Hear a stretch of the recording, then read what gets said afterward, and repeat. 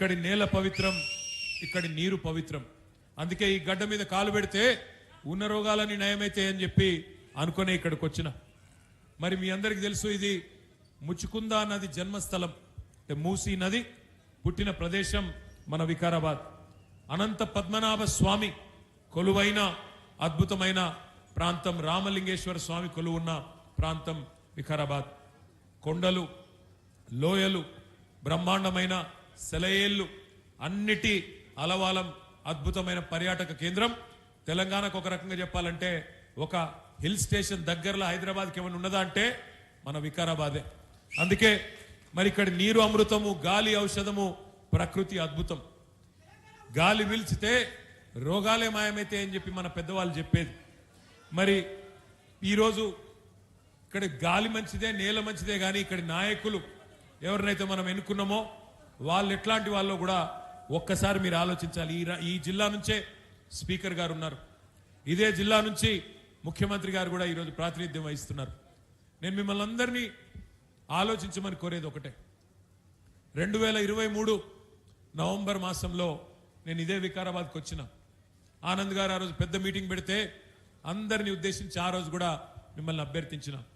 పెద్దలు కేసీఆర్ గారు కూడా వచ్చి మీ అందరికీ చెప్పిండు, అయ్యా ఓటేసే ముందు ఆలోచించండి, మోసపోతే గోసపడతాం, ఆగమైతం, దయచేసి ఆలోచించి ఓటేయండి అని కేసీఆర్ గారు ఒక్కొక్క రైతన్నకు, ఒక్కొక్క ఆడబిడ్డకు కాంగ్రెస్ మాయ మాటలు నమ్మకండి అని ఒక్కొక్కరికి చెప్పిండు.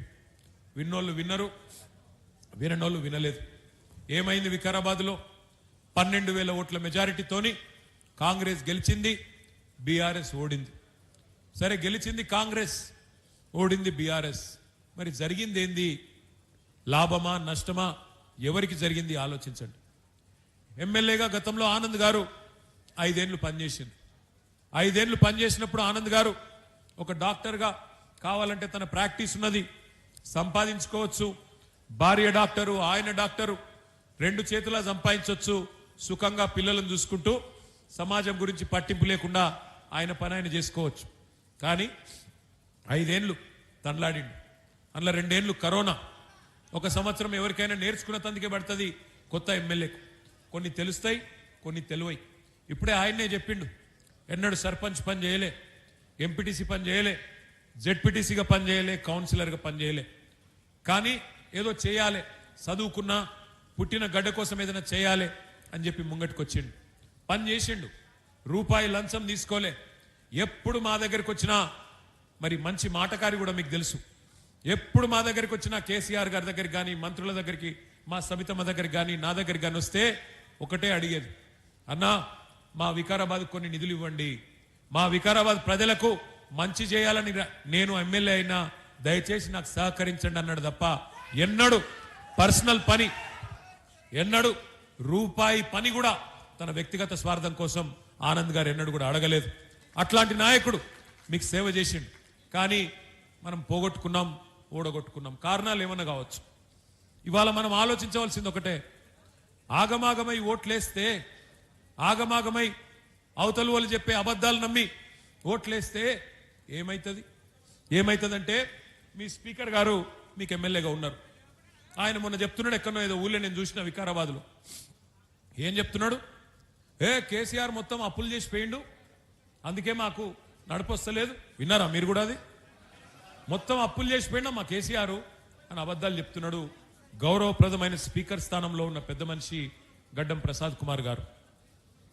దయచేసి నేను స్పీకర్ గారిని వికారాబాద్ వేదికగా అడుగుతా ఉన్నా, స్పీకర్ గారు, పార్లమెంటరీ ప్రజాస్వామ్య వ్యవస్థలో మీరు రాజ్యాంగబద్ధమైన పదవిలో ఉన్నారు. మీ నోటి నుండి ఇట్లాంటి సత్యదూరమైన మాటలు, అసత్యాలు, అబద్ధాలు, అర్ధసత్యాలు మీ గౌరవాన్ని తగ్గిస్తాయి తప్ప పెంచాయి. ఎందుకంటున్నా ఈ మాట? మీరేమో శాసనసభలో స్పీకర్గా ఉన్నారు, నిండు పార్లమెంటులో కేంద్ర ప్రభుత్వం చెప్పింది, ఆర్బీఐ లెక్కలు తీసుకొని, రిజర్వ్ బ్యాంక్ ఆఫ్ ఇండియా దగ్గర, కాగ్ దగ్గర లెక్కలు తీసుకొని, ఇట్లనే మీలాగనే అనుమానం వచ్చి ఒక భారతీయ జనతా పార్టీ పార్లమెంట్ సభ్యుడు ఆయన అడిగిండు పార్లమెంట్లో కేంద్ర ప్రభుత్వాన్ని, తెలంగాణలో కేసీఆర్ చేసిన అప్పు ఎంత, కేసీఆర్ ప్రభుత్వం చేసిన అప్పు ఎంత అని చెప్పి ఒక బీజేపీ ఎంపీ అడిగితే కేంద్ర ప్రభుత్వం పార్లమెంట్ వేదికగా చెప్పిన మాట, కేసీఆర్ ప్రభుత్వం వచ్చినాడు 2014 జూన్ 2 నాడు తెలంగాణ రాష్ట్రం నెత్తి మీద ఉన్న అప్పు 72,000 కోట్లు. కేసీఆర్ గారు దిగిపోయినాడు డిసెంబర్ 3, 2023 తెలంగాణ నెత్తి మీద ఉన్న అప్పు 3,52,000 కోట్లు. అంటే కేసీఆర్ గారు 10 ఏళ్లలో చేసిన అప్పు 2,80,000 కోట్లు. సంవత్సరానికి 10 ఏళ్లకు 2,80,000 కోట్లు అంటే సంవత్సరానికి సగటున 28,000 కోట్ల అప్పు. కానీ స్పీకర్ గారు ఏం చెప్తున్నాడు? 8 లక్షల కోట్ల అప్పు అయిపోయింది. ఇంకొక ఆయన డిప్యూటీ సీఎం గారు 9 లక్షలు అంటాడు, ఇంకొక ఆయన 10 లక్షలు అంటాడు. నోటికి ఎంత వస్తే అంత. వెనకటికెవడో తన ముఖం బాగాలేకపోతే అద్దం బలగొట్టిండట ఇంట్లో. ఆయన ముఖం బాగాలేకపోతే అద్దం బలగొట్టుకుంటే ముఖం చక్కగా అయిపోతుందా? ఆలోచించాలి.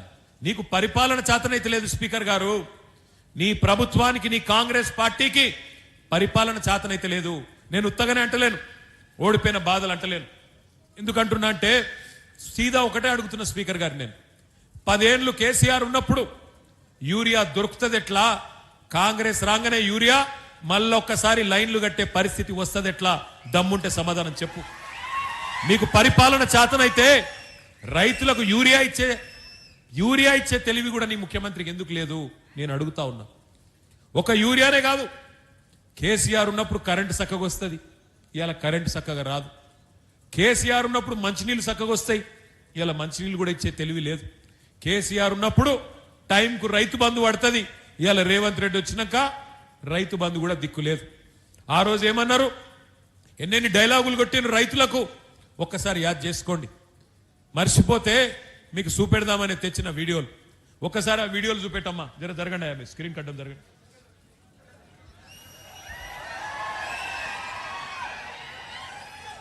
సౌండ్ వస్తలేదు. మళ్ళా పెట్టవా? సౌండ్ వస్తలేదు. వాళ్ళ ముఖాలేం చూస్తాం కానీ సౌండ్ పెట్టు.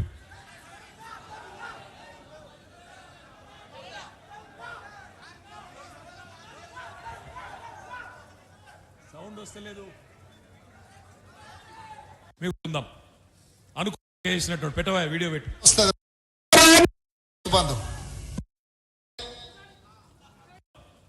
అనుకుందాం ఒక్క నిమిషం. స్పీకర్ గారు చెప్పి తీసుకుంటే 10,000 ఇప్పుడు మంచిగా చేసినట్టు పెట్టవా? వీడియో పెట్టు. వస్తుంది రైతు బంధు. కాంగ్రెస్ అధికారంలోకి వస్తే 15,000 వస్తాయి.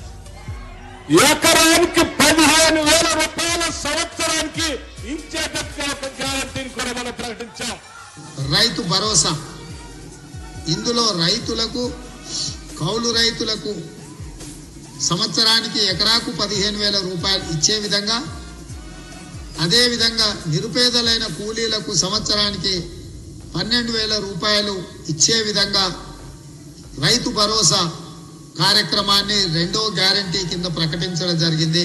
సో యజమానికి రావాల్సింది యజమానికి ఆయన ఖాతాలో పడుతుంది, కౌలు రైతుకు రావాల్సింది కౌలు రైతుకు వస్తుంది. భూమి లేని వాళ్ళు, ఉపాధి హామీ కూలికి పోయేటోళ్ళకు కూడా ఇందులో మేము మద్దతు పెట్టినాము. అంటే ఇప్పుడు అందరికి ఇస్తారు అంటే ఆల్మోస్ట్. అందుకే అంటే డబుల్ అవుతుంది. ఓవర్లాప్ కాదు, ఇందులో వస్తే ఇందులో రాదు, ఇందులో వస్తే ఇందులో రాదు. కేసీఆర్ అంటున్నాడు కాంగ్రెస్ వస్తే రైతు బంధు బంద్ అవుతుందని. ఎందుకు బంద్ అవుతుందే? మేమేమన్నా దివానగలమా?